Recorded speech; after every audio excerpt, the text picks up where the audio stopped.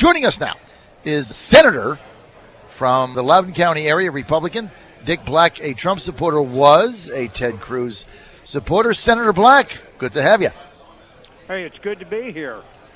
Now, Senator, you are in the middle of this thing, right? You're a national delegate. You're part of the Virginia delegation.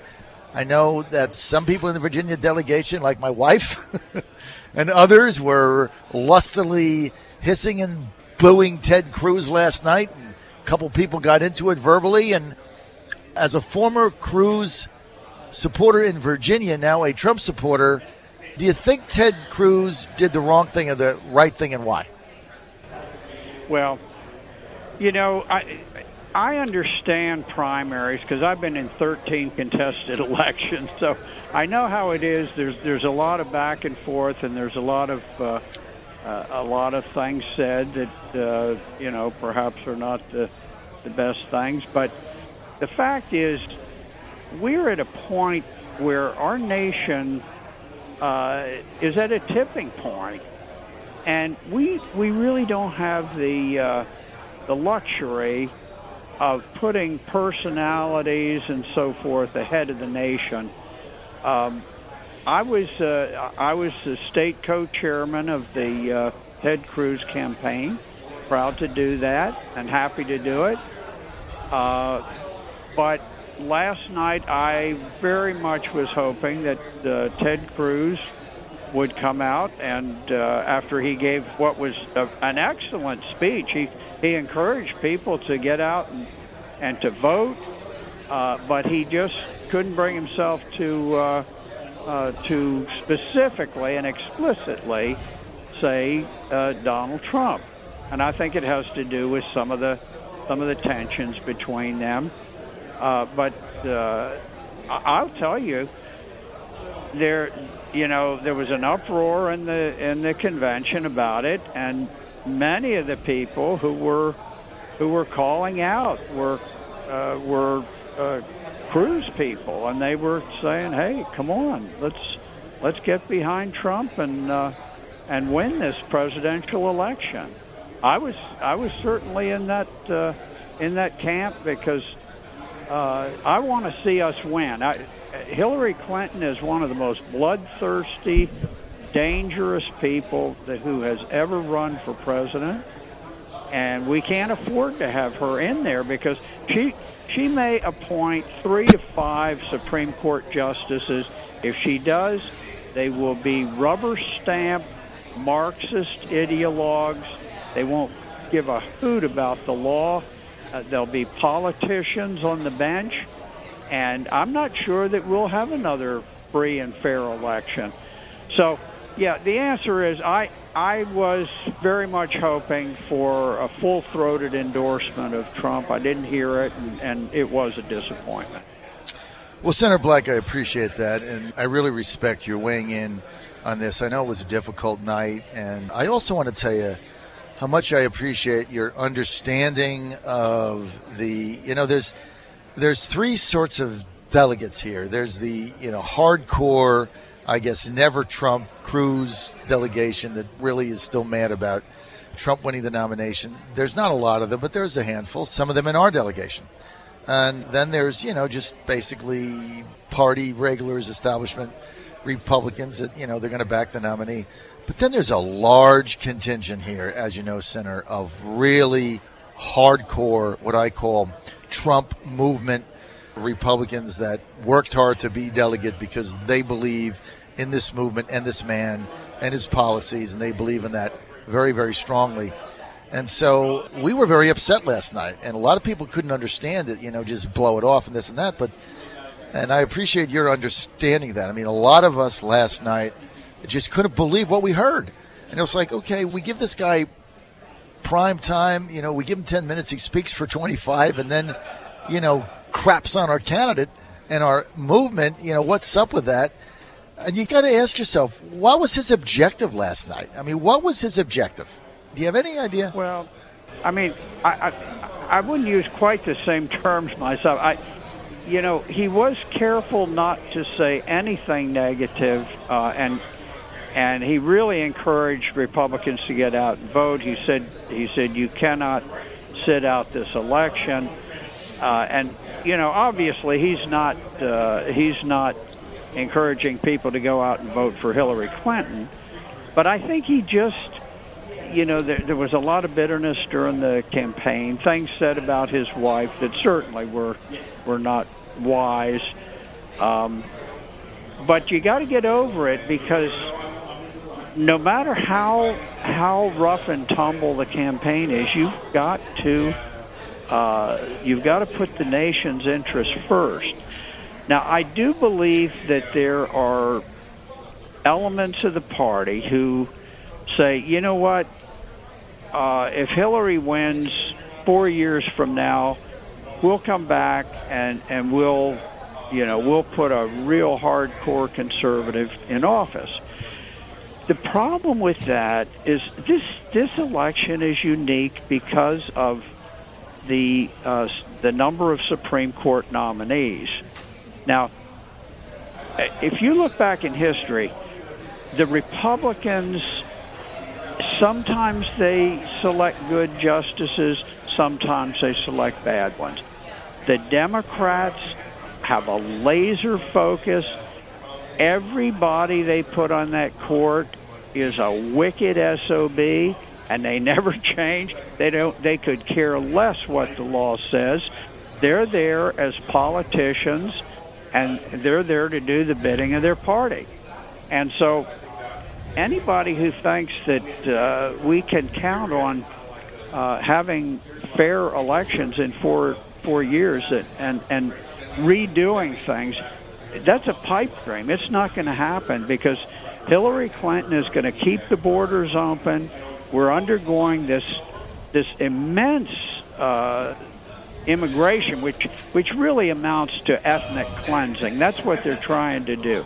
They're trying to shatter the cohesion of the American people, not only in terms of ethnicity, but also in terms of religion. They're bringing in people from the Middle East, zero Christians. They will not allow Christians to come in. All of them have to be Muslim. And what they're trying to do is just shatter any cohesion so that nobody can organize against them. So it's really a time when we've got to say, look, this election, we must win this election. We don't have any choice, because our children, our grandchildren, they may never face another free and fair election in the United States after this, if Hillary wins. Senator, you're spot on, as always. That's why I really wanted to get your perspective on this. You're a sage, elder statesman of the party. And you know what? It was kind of like when Newt Gingrich came on after the Cruz debacle. That's really what it was last night. The whole thing was a debacle. And I've been a Gingrich fan. I've been following him for 40 years. He was my congressman back when he first got elected in 1978 in West Atlanta by Carrollton University, where I lived a long time ago. And I thought he just had the right tone, and I think you're doing the same thing, and I appreciate that. Senator Black, let's get to Trump's speech tonight. Speech of his life. In many ways, this election could hang on it. He's going to have the biggest audience, we understand, in the history of all political speeches ever made, including Obama's in Denver in 2008. He's expected to reach Super Bowl proportions tonight. Dick Black, think about that. I mean, over 100 million people expected to tune in Donald Trump's speech tonight. Talk about a little bit of pressure, Dick, right? Now, you know something about pressure, fighting for your life wounded in a rice field in Vietnam. So you know a little bit about this. Well, I do, but I'm going to tell you, if anybody can handle the pressure, it's going to be Donald Trump. And, it's natural. He's got the answers. He knows that we've got to get past all of these stupid agreements like NAFTA and TPP. We got to start putting America first. Now, this is where he's resonating with people not only in the Republican Party, but in the Democratic Party, because they're saying, you know what, we're sick of it. I'm going to tell you, I've lived through NAFTA. I have not seen one stinking thing that NAFTA ever did for American workers. It's enriched a bunch of global oligarchs, and I don't care about those guys. I care about American workers. So he'll talk about things like that. He's going to talk about the borders, and I get so sick of people who say, well, you know what, we have these people, we want to deport them, but El Salvador won't take them back. Well, you know what, we're fighting wars all over the world. If we can go around the globe and we can insert troops, we can certainly pull a Navy task force off the coast of little El Salvador and send a landing craft full of deportees and give them some sea rations and say, you know, adios, amigo, and put them ashore.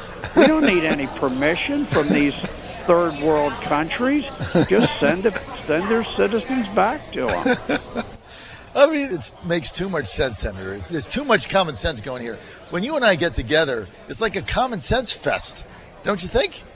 It really is. It's the same way when you sit down in a coffee shop with ordinary Americans. Right. They know how to do these things. You right. know, I drove by a state prison the other day, and I looked at the fence that they had. It's simple, it's cheap, and nobody gets over it. I could design a wall for the Mexican border that would be inexpensive, effective, and it would stop the traffic coming across. And then you hear all of these nitwits saying, oh, it's an impossible task. Yeah, we can fly to the moon. We can put a man on the moon, but we can't build a wall along the Rio Grande. Give me a break. That's the most stupid thing I've ever heard. Well, you're right. And look, it's just more excuses by the globalist, what I call slave trade network, Senator Black, that this unholy alliance between the U.S. Chamber of Commerce, the neocons, the globalists, the banksters on Wall Street, they scour the earth for cheap slave labor so they can lower the cost of manufacturing the goods that they sell. They can make more money with no regard to the U.S., to America, to the American worker, to the manufacturing base. They could give a rat's tail. And this is, funded by the donor base, the bundlers that go around with all this stuff. And so you have this iron triangle that basically you got to break it. And to break it, that's why we're for Trump, because if any of these people went into his office, into the Oval Office when he was president and tried this stuff, he'd laugh at them and throw them out. He's beholden to no one except the American people. That's why I'm excited about. Well, that's the beauty about him, and I am so optimistic for this country. I think if we can elect him, we're going to see all of a sudden people are going to, the government will actually care about the American people. Today, I honestly believe that the federal government despises us. They hate our culture, they hate our religion, they hate our way of life. The federal government has a hatred for our people. We got to get over this. We got to get a government that loves the American people. Well, there's no question. I've been saying it for. I can't believe you said that, Senator. We're on the same page in this because I've been saying for a year and a half that the federal base up there, both parties, loathe Middle America. They just can't stand them. I think you hit it on the head. We're out of time. I want to thank Senator Dick Black for being with us, part of the Virginia delegation.